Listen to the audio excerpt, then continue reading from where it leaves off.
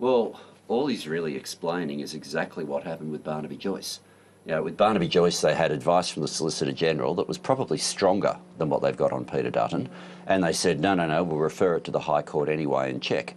What is happening now is Scott Morrison is providing protection for Peter Dutton that was never provided for the Deputy Prime Minister of Australia.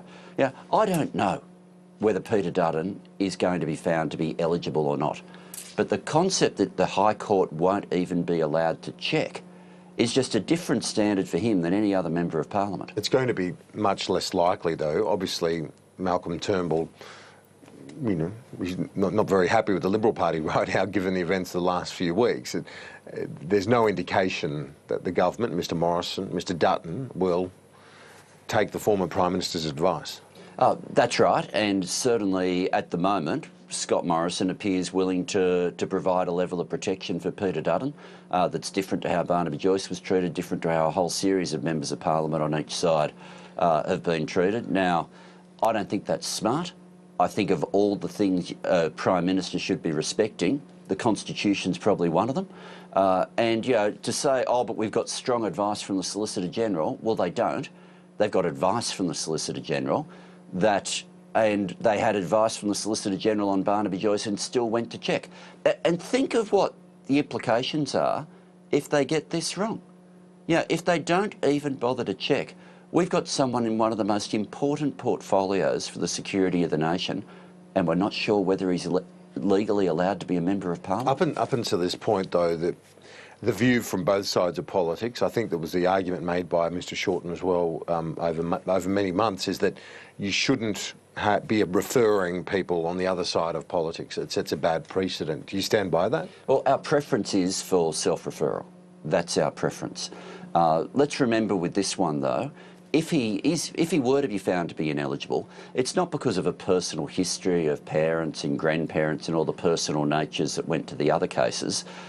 If he was found to be ineligible, it would be because of a personal benefit from the government, you know, direct or indirect, a pecuniary interest of some sort. Now, if that's the case, you know, it's not as big a bar in terms of a referral being moved. So, yeah, my preference is they self-refer, but we don't rule out at all bringing this issue to the floor of the Parliament again. Would you expect to have the support of crossbenchers McGowan and Sharkey and so on? I'll let all the crossbench speak for themselves, but certainly, you know, when you say, you know, whether people are upset with the Liberal Party or not, there's a lot of people within the Liberal Party upset with Peter Dutton as well. I think it'll be one of those situations, if we get to the point where it's clear the government's clearly not going to self-refer, we'll look at what we do then, and I don't think anyone will know where it lands until people vote. Well, the former Prime Minister is making interventions, as he's made clear via Twitter overnight. Do you have any sympathy for your opponents in the parliamentary party? I guess there's another former Prime Minister in New York who I think from time to time sends the odd tip to your colleagues as well, Mr Rudd. Yeah, well, this one goes right to the heart of whether someone is legally allowed to be a Member of Parliament. So I do think it's of a different order. It's also one where for Malcolm Turnbull there is an exact parallel, because he had what he thought was strong advice from the Solicitor General and made sure that we checked with Barnaby Joyce anyway. And all of these cases, and both sides have found this, you can think you've got really strong legal advice and the High Court can have a very different and strong opinion. The concept of not even checking is appalling, and it's a real test for Scott Morrison. As Prime Minister, does he see it as his job to simply protect Peter Dutton, or does he see it as his job to make sure we've got the rule of law in the place? The opposition leader yesterday, your tactics were to target Morrison and to say, why are you Prime Minister? Why was there a change of leadership?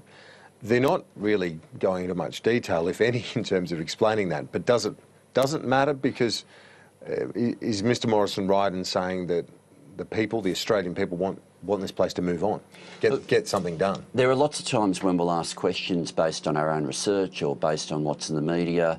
This is one time where we're asking the question that everybody is asking us. You know, people keep asking, why did this happen? And we're not just being approached by Labor Party people saying, oh, you know, isn't the other side a joke? We're being approached by Liberal supporters, dyed-in-the-wool Liberal voters who won't vote for us, who are just looking at this gobsmacked, saying, yeah, why on earth did their party go through all of this to make itself less popular? Yeah, the question is being asked, it's being asked within this building, around the country.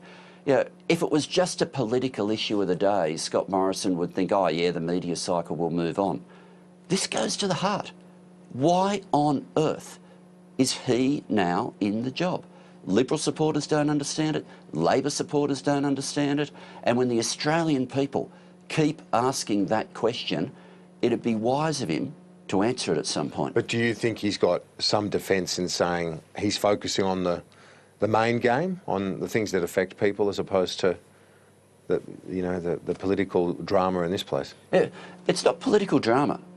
It's why is he Prime Minister?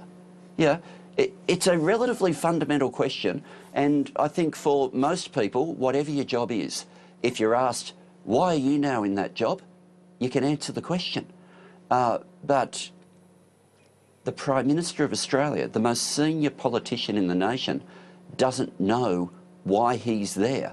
And it's a bit hard for the Australian community to have confidence in what he does, in what he says, when the impression is already we've got a chaotic government, we've got an illegitimate government, all those impressions are already there, and then we've got a Prime Minister who doesn't seem to have a clue why he's got the job. My last question relates to the Wentworth by-election on 20th of October. If the government were to lose that, obviously it raises questions as to whether or not they've still got a majority in the House of Representatives.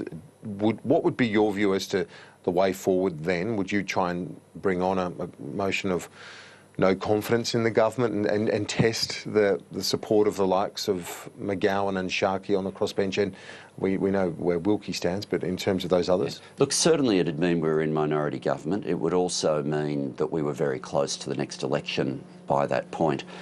I think the message will be this.